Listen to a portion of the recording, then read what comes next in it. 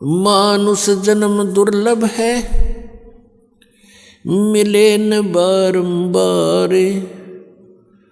तरवर से पत्ता टूट गिरे, वो बहोर न लगता डार। राम रटत कन्या भली, साकेट बलो न पूते। छेरी के गल में गलथना, जिसमें दूध ना मूते। राम रटत दारी दर भलो, टूटी घर की छान। वो कंचन महल किस काम के, जहाँ भक्ति नहीं भगवान। राम रटत कोड़ी भलो, चू चू पड़े जो चाम।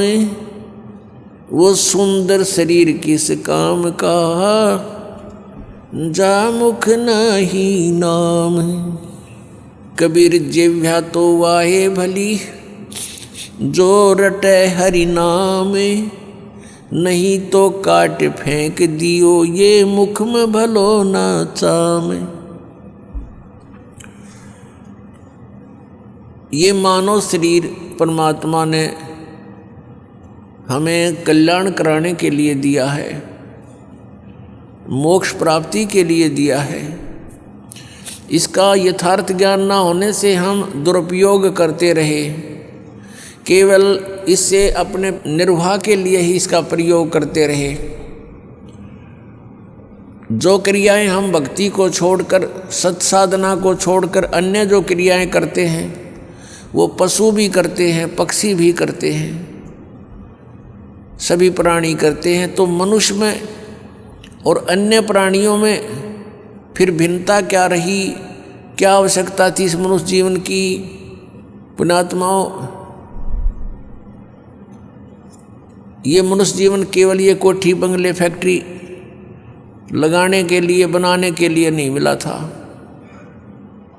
परमात्मा आए स्वयं पूर्ण ब्रह्म, और बनारस में, काशी में, भारतवर्ष की पावन पृथ्वी पर 120 वर्ष तक यहाँ रहे।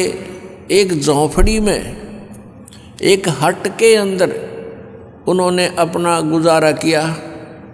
सारे ब्रह्मांडों के दाता, सतलोक के मालिक, सचखंड के निवासी, सर्व सुख संपन्न देश है वो सतलोक, और उसको छोड़कर अपने बच्चों के लिए, आपके लिए, हमारे लिए वो परमात्मा यहाँ आए। और उन्होंने एक ट्रायल करी, एक रिहर्सल किया, एक उदाहरण दिया, उदाहरण पेश किया उन्होंने कि यहाँ पर तुमने ऐसे रहना चाहिए। इससे अधिक यदि तुम धन जोड़ने के लिए प्रयत्न करते हो तो ये तुम्हारी अज्ञानता है। घर तो 3.5 हाथ, गणात 4.25। कह कबीर अधिका गहे, ताको नहीं विचार।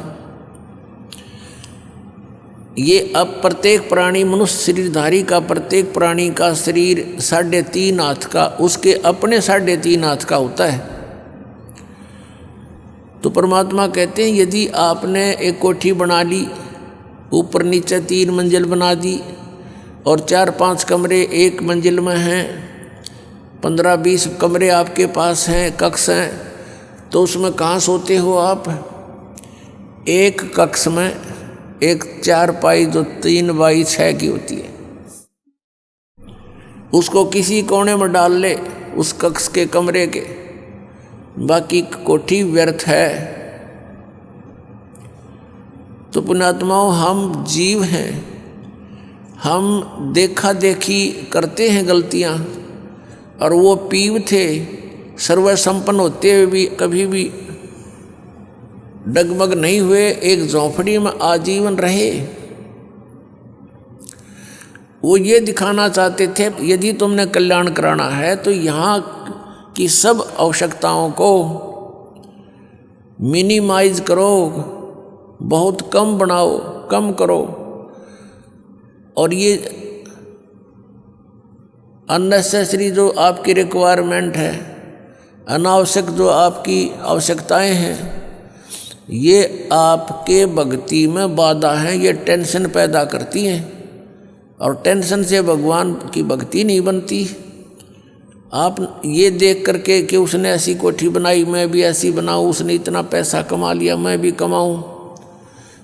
आपने परमात्मा पाने के लिए परमात्मा कबीर जी द्वारा दिए गए उदाहरण, उनके द्वारा दिए गए ज्ञान को आधार बना कर कदम रखना पड़ेगा, तब हम सफल हो सकते हैं।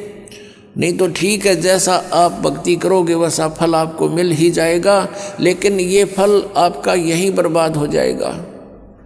स्वर्ग में चले जाओगे इस काल के होटल में, वहाँ अपनी पूंजी व्यर्थ करके आपकी आंखें नहीं खुलने देगा, फिर ये इतना सुख दे देगा ऊपर स्वर्ग लोक में।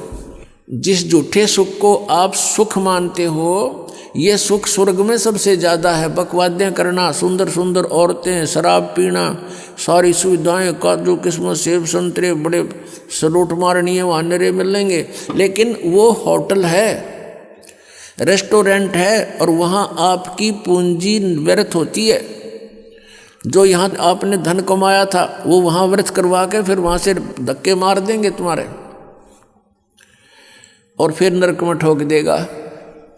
कबीर परमात्मा ने हमें ये सारा जाल काल का समझाया है। संत रामपाल जी महाराज द्वारा लिखित पुस्तकें ज्ञान गंगा या जीने की राह निःशुल्क मंगवाने के लिए आप अपना पूरा नाम, पता और मोबाइल नंबर हमारे व्हाट्सएप नंबर पर मैसेज करें। नंबर है 7496801825। अब देखिए जगत गुरु तत्वदर्शी संत रामपाल जी महाराज के मंगल प्रवचन निम्न टीवी चैनलों पर: जनतंत्र टीवी पर सुबह 5 से 6 बजे तक, नेपाल 1 पर सुबह 6 से 7 बजे तक, MH1 श्रद्धा टीवी पर दोपहर 2 बजे से 3 बजे तक, ईश्वर टीवी पर शाम 7:30 से 8:30 तक, शुभारती टीवी पर रात्रि 8 से 9 बजे तक, साधना टीवी चैनल पर रात्रि 8:30 से 9:30 तक, लोकशाही टीवी पर मराठी भाषा में सुबह 5:55 से 6:55 तक। अधिक जानकारी के लिए विजिट करें हमारी वेबसाइट www.jagatgururampalji.org।